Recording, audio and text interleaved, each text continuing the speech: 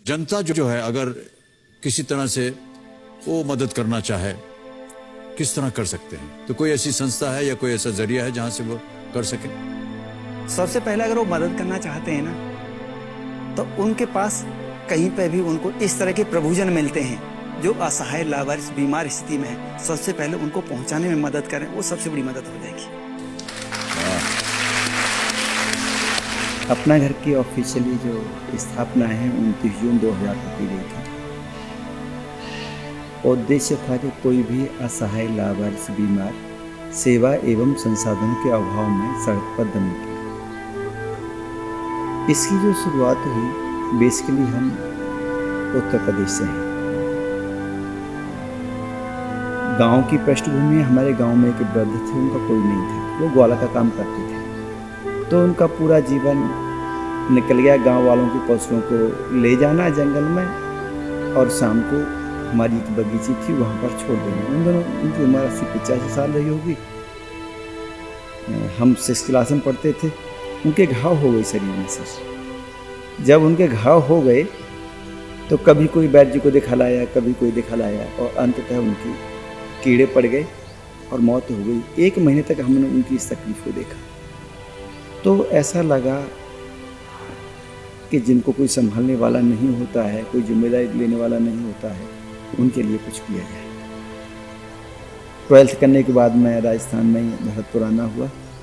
Medical graduation homeopathy में किया है। ग्रेजुएशन करने के तुरंत बाद ही हमने ऐसे लोगों के लिए काम करना शुरू कर दिया। काम करना शुरू कर दिया तो क्लिनिक से थोड़ी बहुत जो भी आय होती थी उसके माध्यम से कराते थे। 29 जून 2000 तक 23 प्रभु जी थे जब हमारे पास। प्रभु जी जब हम कहेंगे तो आप ये समझना इनमेट्स, कि जो भी इनमेट्स हैं हम समझते हैं कि ये परमात्मा का रूप है और ये हमारी परीक्षा लेने के लिए आए हैं। कि मैं देखता हूँ, पहचानता हूँ, मैंने इस इंसान को धरा पर भेजा है, अच्छा तन दिया है, मन दिया है, सब कुछ दिया है, ये मुझे पहचानता है नहीं पहचानता। तो 23 प्रभु जी थे 29 जून 2000 को। जब तक कोई रजिस्ट्रेशन नहीं था, घर पर ही ले आते थे और घर पर ही सेवा करते थे। मिसेज थी माधुरी और हम लोग थे, हमारा नर्सिंग स्टाफ। बस 29 जून 2000 को रजिस्ट्रेशन कराया और रजिस्ट्रेशन के कराने के बाद सेवा शुरू हो गई, लोग जुड़ते गए।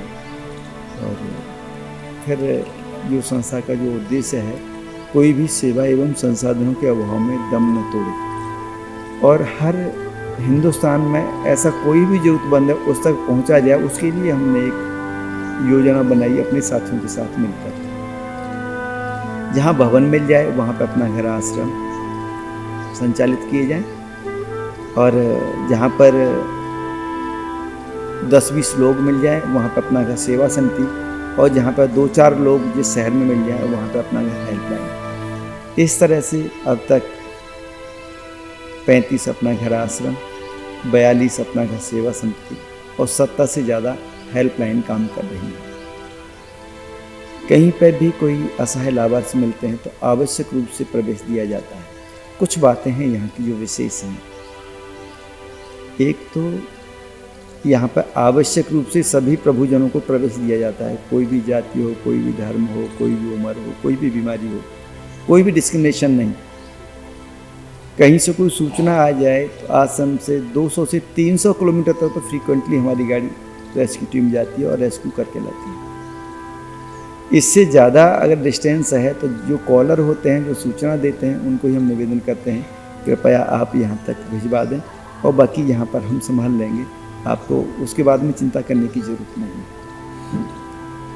अभी भी आप देखिए पूरे देश भर से 30 संस्थान, ऑर्गेनाइजेशन और कई गवर्नमेंट, अभी भी उत्तर प्रदेश गवर्नमेंट यहाँ पर 292 प्रभुजनों को भेज रही है, जिसमें से 100 के लगभग आ चुके हैं और हर 10-10 दिन बाद वो 30 से 40 करके भेज रहे हैं।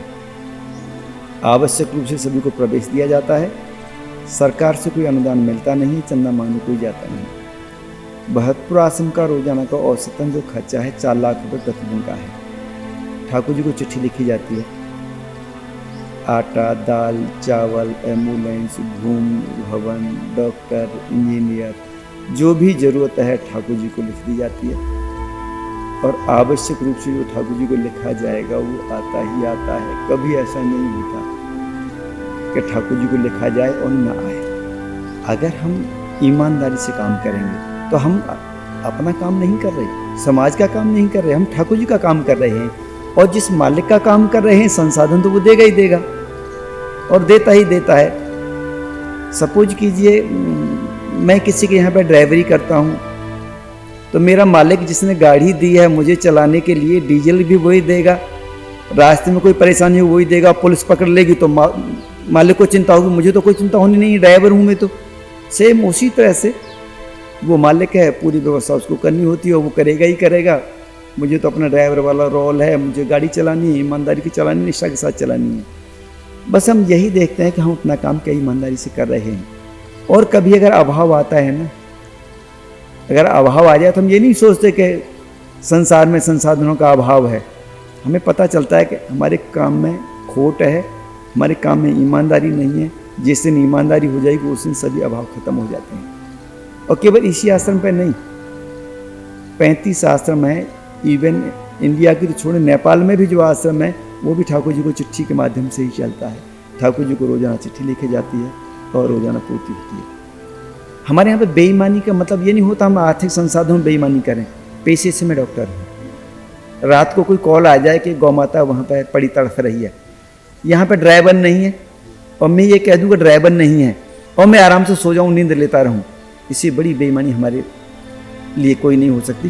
क्योंकि मैं ड्राइवर तो जानता हूँ ना, ड्राइवर को तो मुझे फ़ोन करके कहना पड़ता, वो मेरी बात नहीं भी माने, लेकिन इसमें तो मैं खुद ड्राइविंग जानता हूँ, सीधी एम्बुलेंस से उठाऊँ, मैं गौ माता को लेके आ सकता हूँ।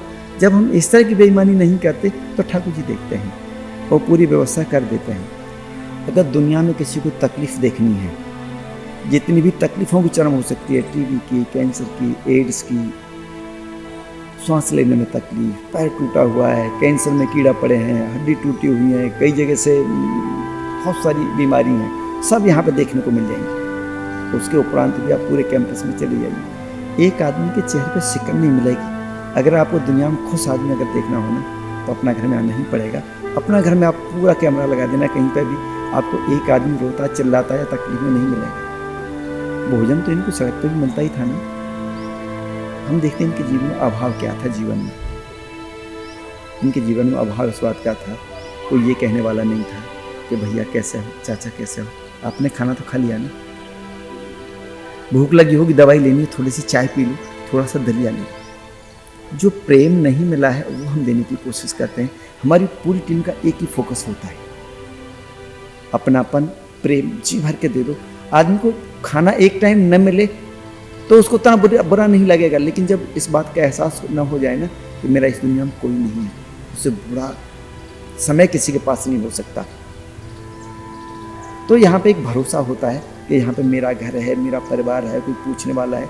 जब तक ये मेरा परिवार है, जब तक यहाँ पर मुझे तकलीफ नहीं हो सकती, ये भरोसा हम लोग देने की कोशिश करते हैं। 3200 से अधिक प्रभुजन हैं यहाँ पर, जिसमें से 1785 माता बहनें हैं, 114 बच्चे हैं, शेष पुरुष प्रभु जी हैं।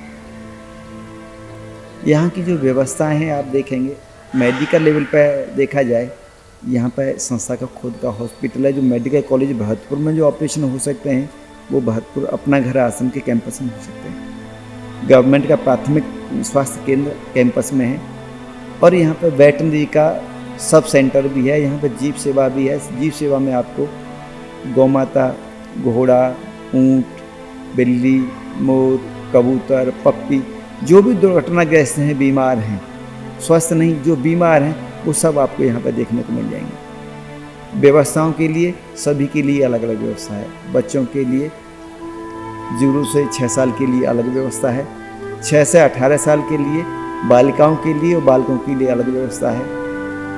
एड्स के लिए मेल फीमेल के लिए अलग अलग आइसोलेशन सेंटर हैं। ट्यूबरकुलोसिस के लिए अलग अलग घर हैं। वृद्धों के लिए अलग अलग दादी नानी का घर है। 40 वर्ष से कम है उनके लिए अलग घर है। 17 एकड़ में ये अपना घर बना हुआ है। यहाँ पे 250 तो सेवा साथी स्टाफ है और 20-25 फुल टाइम एवं मेरे ख्याल से 150-200 पार्ट टाइम, ये वॉलेंटियर हैं, सब अपना अपना दायित्व बखूबी से निभाते हैं।